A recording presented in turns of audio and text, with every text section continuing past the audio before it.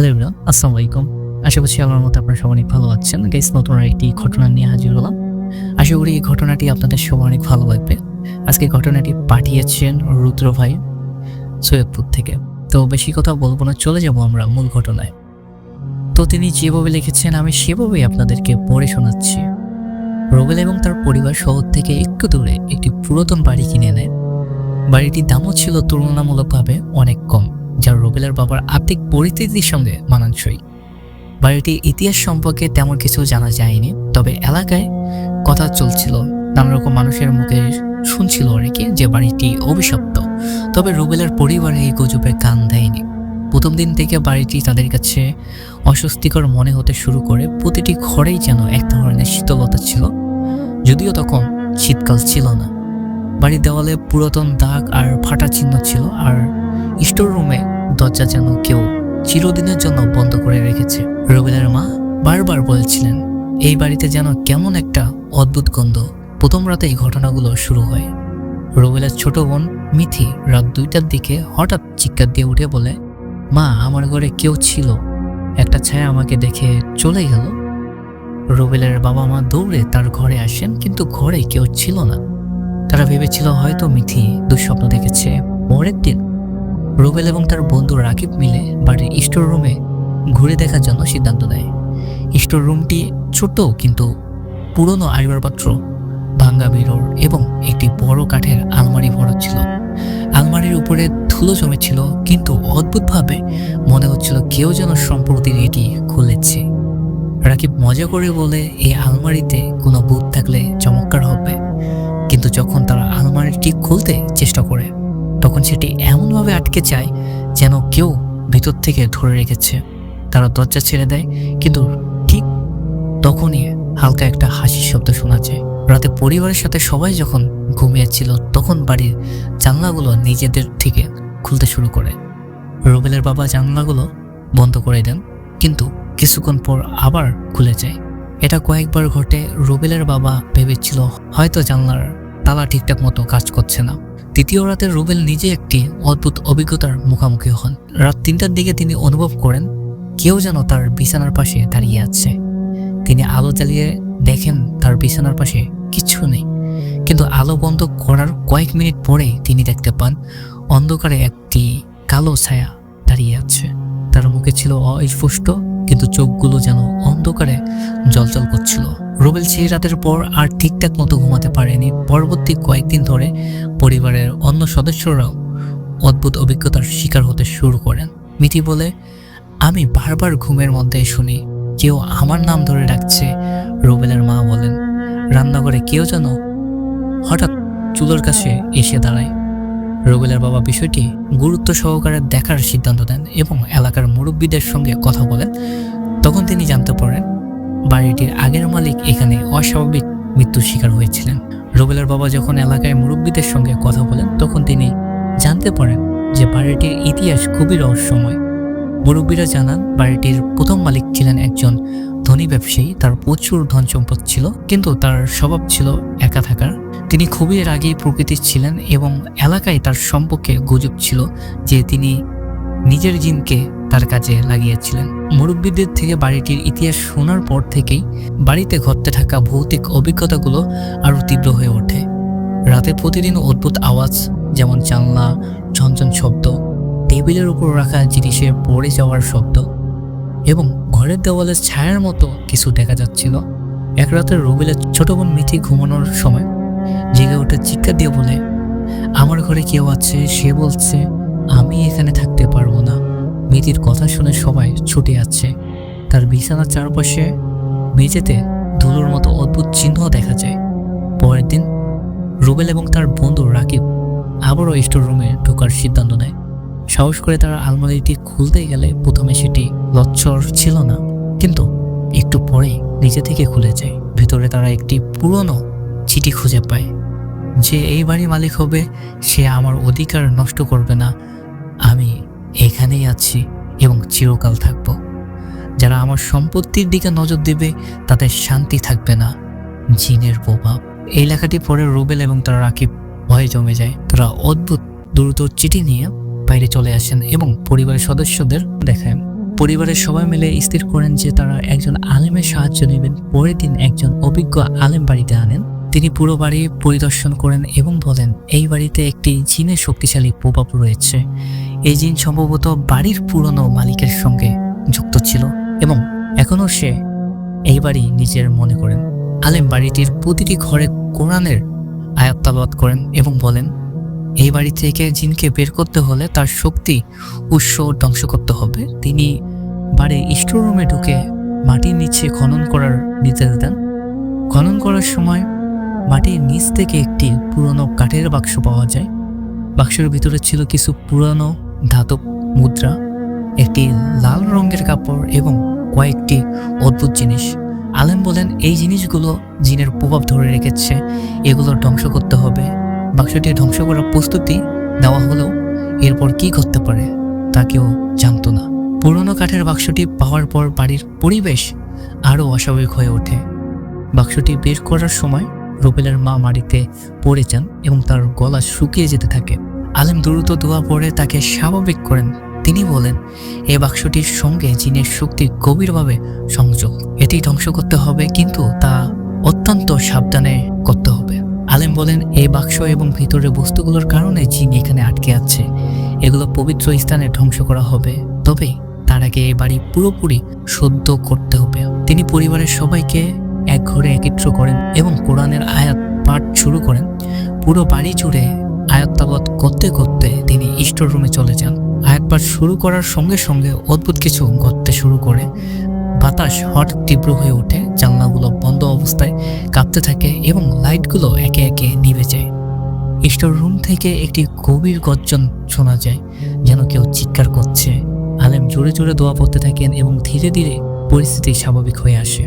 পরের দিন ভোরে আলেম বাক্সটি ধ্বংস করার জন্য বাড়ির বাইরে একটি পবিত্র স্থানে নিয়ে যান। সেখানে বাক্সটি পুড়িয়ে ফেলা হয়। বাক্সটি পুড়তে শুরু করলে আশেপাশে বাতাস ভারী হয়ে ওঠে এবং কুয়াশার মতো কিছু ছড়িয়ে পড়ে। পুড়ে যাওয়ার পরপরই আলেম বলেন জিন মুক্ত হয়েছে, তবে সে আবার ফিরে আসতে পারে যদি বাড়ির কেউ কোনো ভুল কাজ করে। বাক্সটি ধ্বংস করার পর থেকে বাড়িতে আর কোনো অস্বাভাবিক ঘটনা ঘটেনি।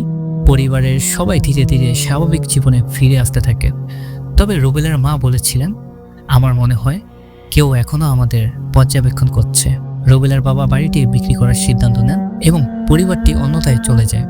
বাড়িটি এরপর ফাঁকাই পড়ে থাকে। এলাকার গুজব ছড়ায় যে বাড়িটির প্রভাব পুরোপুরি শেষ হয়নি। এই ঘটনাটি রুবেলের পরিবারের জন্য একটি ভয়ঙ্কর অভিজ্ঞতা হয়ে রইল। তাদের জীবন পরিবর্তিত হয়ে যায় এবং তারা সবসময় মনে রাখে কোনো জিনিস অস্বাভাবিক মনে হলেও তা কখনো অবহেলা করা উচিত নয়। গাইস, এই ঘটনাটি আপনাদের কেমন লাগলো অবশ্যই কমেন্টে জানাবেন। আর দেখা হচ্ছে সুন্দর একটি নতুন ঘটনায়। আল্লাহ হাফেজ। হ্যালো এভরিওয়ান, আসসালামু আলাইকুম। আশা করছি আল্লাহর মতো আপনারা সবাই ভালো আছেন। গাইস, আজকে একটা নতুন ঘটনা নিয়ে হাজির হলাম। আজকের ঘটনাটি পাঠিয়েছেন সৈয়দ থেকে ইব্রাহিম ভাই। তো ইব্রাহিম ভাই যেভাবে লিখেছেন আমি সেভাবেই আপনাদেরকে পড়ে শোনাচ্ছি। আশা করি ঘটনাটি আপনাদের সবার অনেক ভালো লাগবে। এই ঘটনাটি বাংলাদেশের একটি প্রত্যন্ত গ্রামের এক প্রান্তে ছিল একটি পুকুর, যার পাশেই ছিল কলপাড়া। সন্ধ্যার পর সেখানে কেউ যেতে সাহস করতো না, কারণ শোনা যেত অদ্ভুত সব ঘটনা। একদিন সদ্য বিবাহিত তরুণী হাতে মুখে পানি দিতে কলপাড়ে গেলেন। হঠাৎ তার আত্মচিৎকার শাশুড়ি মা বাইরে বেরিয়ে আসেন। তিনি গিয়ে দেখেন কে যেন তার বৌমাকে হাওয়ায় ভাসিয়ে পুকুরের দিকে নিয়ে যাচ্ছে এবং পানিতে ফেলে চুপাচ্ছে। বৌমার গলায় সোনার চেন শক্ত করে চেপে ধরা, যার ফলে তিনি ঠিকঠাক মতো চিৎকারও করতে পারছিলেন না। শাশুড়ি মা দ্রুত লোকজন জড়ো করে মেয়েটিকে পানি থেকে উদ্ধার করেন। পরবর্তীতে মেয়েটি জানান পিদম হাতে নিয়ে কলপাড়ে যাওয়ার পর বাতাস না থাকা সত্ত্বে পিদমটি হঠাৎ নিভে যায়। তাই বলে রাখি পিদম অর্থটা কি। পিদম অর্থ বলতে আমরা যেটাকে বলা হয় গ্রাম ভাষায় ন্যাম্পো। এরপর কিছু বুঝে ওঠার আগেই কে যেন তাকে পাজর করে হাওয়ায় ভাসিয়ে পানিতে ফেলে দেয় এবং ডুবানোর চেষ্টা করে। গ্রামবাসীর ধারণা জমি জমা সংক্রান্ত বিষয়ে মেয়েটির শ্বশুর কানামামার ক্ষতি করেছিলেন, তাই তার মৃত্যুর পর এভাবেই প্রতিশোধ নেওয়া হয়। সদ্য বিবাহিত তরুণীর ওপর আক্রমণের পর গ্রামবাসীরা আতঙ্কিত হয়ে পড়েন।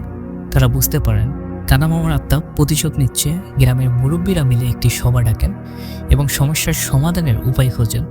প্রথমেই তারা স্থানীয় মসজিদের ইমাম সাহেবের কাছে যান। ইমাম সাহেব কোরআন তেলাওয়াত করে এবং পুকুরের পাশে দোয়া পড়েন এবং আল্লাহর কাছে প্রার্থনা করেন যেন কানামামার আত্মা শান্তি পায়। কিন্তু এরপরও অদ্ভুত ঘটনাগুলো বন্ধ হয়নি। এরপর গ্রামবাসীরা একজন জিনওয়ালা কবিরাজের স্বনামপন্ন হন। কবিরাজ পুকুরের পাশে গিয়ে বিভিন্ন সূরা পড়েন এবং কিছু তাবিজ তৈরি করে দেন, যা পুকুরের চারপাশে ঝুলিয়ে রাখতে বলেন। কিন্তু তাতেও কোনো পরিস্থিতি উন্নতি হয়নি। এক রাতে গ্রামের এক যুবক হেঁটে যাচ্ছিল। পুকুরের পাশে গিয়ে হঠাৎ কেউ যেন তাকে পুকুরের ভিতর থেকে ডাকছে। সে থেমে যায় আর সাড়া দেয়, কিন্তু কেউকে দেখে না। আর সাহস করে তিনি বলেন, কানা মামা, আমরা আপনার কি ক্ষতি করছি? কেন আমাদের উপর রাগ করছেন? হঠাৎ বাতাসের একটি কণ্ঠ শোনা যায়, আমার জমি ফিরিয়ে দাও, নইলে তোমাদের শান্তি দিব না। এই ঘটনার পর গ্রামবাসীরা সিদ্ধান্ত নেয় কানা মামা জমি তার পরিবারের কাছে ফিরিয়ে দিবেন। তারা জমির বর্তমান মালিকের সঙ্গে আলোচনা করে জমি ফিরিয়ে নেওয়ার ব্যবস্থা করেন। গ্রামবাসীরা কানা মামার জমি তার পরিবারের কাছে ফিরিয়ে দেওয়ার পর তারা আশাবাদী ছিলেন যে অদ্ভুত ঘটনাগুলো বন্ধ হবে। জমি হস্তান্তর করার পর আনুষ্ঠানিকভাবে সম্পূর্ণ হওয়ার পর গ্রামের মুরব্বীরা পুকুরের পাশে মিলিত হয়ে কোরআন তালাওয়াত এবং দোয়া মাহফিল আয়োজন করেন, যাতে কানা মামার আত্মা শান্তি পায়। পরবর্তী কয়েক সপ্তাহে গ্রামবাসীরা লক্ষ্য করেন যে পুকুরের পাশে আর কোনো অস্বাভাবিক ঘটনা ঘটছে না। সন্ধ্যার পরও মানুষজন নির্ভয়ে পুকুরের কাছে যেতে শুরু করে। সদ্য বিবাহিত তরুণী যেন আক্রমণের শিকার হয়েছিলেন, তিনি ধীরে ধীরে স্বাভাবিক জীবনে ফিরে আসেন এবং তার মানসিক অবস্থার উন্নতি হয়। গ্রামের বয়োজ্যেষ্ঠরা এই ঘটনাটিকে একটি শিক্ষণীয় অভিজ্ঞতা হিসেবে গ্রহণ করেন। তারা সিদ্ধান্ত নেন ভবিষ্যতে কারো প্রতি অবিচার না করার এবং সবার প্রতি ন্যায় বিচার নিশ্চিত করার। এভাবে কানা মামার প্রতিশোধের ঘটনা গ্রামবাসীদের মধ্যে একিত্ব আর ন্যায়পরায়ণতা মূল্যবোধ জাগ্রত করে। গাইস, এই ঘটনাটি আমাদের অনেক কিছু শিখিয়ে দেয়। আশা করি এই ঘটনাটি আপনাদের সবার অনেক ভালো লেগেছে। ভালো লাগলে অবশ্যই কমেন্টে জানাবেন, আর খারাপ লাগলে সেটাও জানাবেন। তো চলে যাচ্ছি পরবর্তী ঘটনায়। হ্যালো এভরিওয়ান, আসসালামু আলাইকুম। আশা করছি আল্লাহর মতে আপনারা সবাই ভালো আছেন। গাইস, নতুন একটি ঘটনায় সবাইকে স্বাগত। আজকের ঘটনাটি পাঠিয়েছেন রিফাত ভাই ময়মনসিংহ থেকে। তো রিফাত ভাই যেমন করে ঘটনাটি লিখেছেন আমি তেমন করে আপনাদেরকে পড়ে শোনাচ্ছি। আশা করি ঘটনাটি আপনাদের সবার অনেক ভালো লাগবে। আর সম্পূর্ণ ভিডিওটি জুড়ে আমি আছি নীরব বসানে আপনাদের সাথে। ঘটনাটি 2017 সালের। রাফিয়া তার পরিবারের সদস্য জেলার উপকণ্ঠে একটি নতুন বাড়িতে উঠেছিল। বাড়িটি দেখতে খুবই সুন্দর এবং আধুনিক হলেও এর ইতিহাস সম্পর্কে তারা তেমন কিছু জানত না। প্রথম দিন থেকে বাড়ির চারপাশ একটি অদ্ভুত অনুভূতি ছিল যে বাড়িটি পুরোপুরি খালি নয়। রাফির পরিবার রাতে নতুন বাড়িতে প্রথমবার ঘুমাতে গেলে ঘরগুলো বেশ প্রশ্রয় ছিল। আশেপাশে কোনো শব্দ ছিল না। বাড়িটি এতটাই নিস্তব্ধ ছিল যে সামান্য আওয়াজও পরিষ্কার শোনা যাচ্ছিল। রাতের মধ্যভাগে রাফি হঠাৎ করে একটি অদ্ভুত আওয়াজে ঘুম থেকে উঠে যায়। শব্দটি দেওয়ালের ভিতর থেকে আসছিল, যেন কেউ আঙ্গুল দিয়ে খটখট করছে। প্রথমে সে ভাবছিল হয়তো ইঁদুর বা কোনো ছোট প্রাণী, কিন্তু শব্দটি একদম নিয়মিত এবং খুব ধীরে ধীরে বাজছিল। পরের দিন সকালে রাফি তার বাবা মাকে বিষয়টি জানায়। তারা বিষয়টি গুরুত্ব দেয়নি। তার বাবা বলেছিলেন নতুন বাড়ি, হয়তো পুরনো কাঠের শব্দ বা কোনো ছোটখাটো সমস্যা। কিন্তু রাফি মনের হচ্ছিল ব্যাপারটি এত সাধারণ নয়। সে সেই দিন এলাকায় থাকা একটি পুরনো নিরাপত্তা কর্মীর কাছ থেকে বাড়িটির সম্পর্কে জানতে চায়। নিরাপত্তা কর্মী বললেন এই বাড়িতে আগে একটি পরিবার থাকতো, তাদের একটি ছোট মেয়ে ছিল। এক রাতে মেয়েটি হঠাৎ নিখোঁজ হয়ে যায়, তাকে আর কখনো খুঁজে পাওয়া যায়নি। তারপর থেকে বাড়িটি খালি পড়েছিল। এই কথা শুনে রাফির মনে আশঙ্কা দেখা দেয়। সে রাতে আরো ভয় নিয়ে ঘুমাতে যায়। দেওয়ালের আওয়াজ কি কোনো সাধারণ বিষয় ছিল, নাকি এটি বাড়ির ভিতরে লুকোনো কোনো রহস্য ইঙ্গিত দিচ্ছিল? রাফি রাতে ঘুমানোর চেষ্টা করলেও দেওয়ালের খটখট শব্দ থাকে মুহূর্তের জন্য ঘুমাতে দিচ্ছিল না। এবার শব্দের সাথে যেন কারো ফিসফিস করার মতো মৃদু শব্দ যোগ হয়। আওয়াজটি এত মৃদু ছিল যে পরিষ্কার বোঝা যাচ্ছিল না। পরের দিন রাফি সাহস নিয়ে আওয়াজ আসার দেওয়ালের কাছে গেল। কে সেখানে কিছুক্ষণ দাঁড়িয়ে শুনল। দেওয়ালের গায়ে হাত রেখে ধাক্কা দিলে মনে হলো এর ভিতরে কিছু ফাঁকা জায়গা আছে। রাফি তার বাবা মাকে জানালে তারা বিষয়টি এড়িয়ে গেল। তবে রাফি স্থির করলো যে সে নিজে এই বিষয়টি দেখবে। পরের দিন রাতে রাফি দেওয়ালের কাছে টর্চ লাইট নিয়ে আসে। আওয়াজটা তখন আরো স্পষ্ট হচ্ছিল, যেন কেউ দেওয়ালের ভিতরে আস্তে আস্তে লাড়াচাড়া করছে। হঠাৎই সে একটা অদ্ভুত গন্ধ টের পেল। গন্ধটা ভেজা মাটির সাথে কোনো পচা জিনিসের মতো। কয়েকদিন পর রাফি স্থানীয় এক রাজমিস্ত্রিকে ডেকে দেওয়ালের একটি অংশ খোলার জন্য বলে।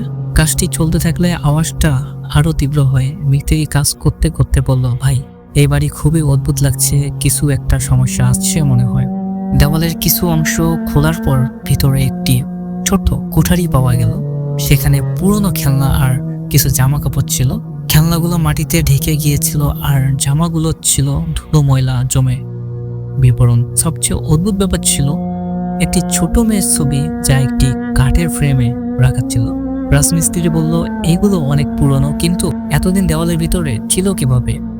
সেই রাতে রাফির পরিবার দেওয়ালের কাছে আবার শব্দ শুনতে পেল। এবার শব্দটা আরো তীব্র ছিল, যেন কেউ দেওয়াল ভেঙে বেরিয়ে আসার চেষ্টা করছে। রাফির মা আতঙ্কিত হয়ে পড়েন আর তার বাবা সিদ্ধান্ত নেন তারা বাড়ি ছেড়ে চলে যাবেন। রাফি এবং তার পরিবার কিছুদিন ভয়ে আতঙ্কিত থাকলেও আর্থিক অবস্থার কারণে তারা বাড়ি ছেড়ে যেতে পারেনি। বাড়িটি কেনার জন্য যে পরিমাণ টাকা খরচ হয়েছে তা পূরণ করতে তাদের পক্ষে অসম্ভব ছিল, তাই তারা বাধ্য হয়ে বাড়িতে রয়ে গেল। কয়েক মাসের মধ্যে পরিবারটি এই অস্বাভাবিক ঘটনাগুলোর সাথে মানিয়ে নিতে শুরু করে। দেওয়ালে সেই খটখট আওয়াজ, মাঝরাতে ফিসফিসানির মতো শব্দ, এমনকি কখনো কখনো অদ্ভুত গন্ধ, সবকিছুই যেন তাদের জীবনের একটি অংশ হয়ে উঠল। রাফির মা বলতেন, এই বাড়িতে আমরা যেন একা থাকি না, কেউ যেন আমাদের সাথে রয়েছে। রাফি মাঝে মাঝে দেওয়ালের কাছে দাঁড়িয়ে আওয়াজ শুনতো।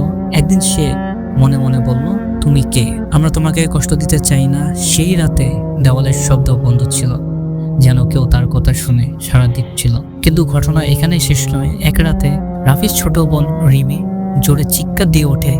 সবাই তার ঘরে দৌড়ে যায়। রিমি কাঁপতে কাঁপতে বলে, আমি দেখেছি দেওয়ালের ভিতর থেকে একটি হাত বেরিয়ে আসছিল।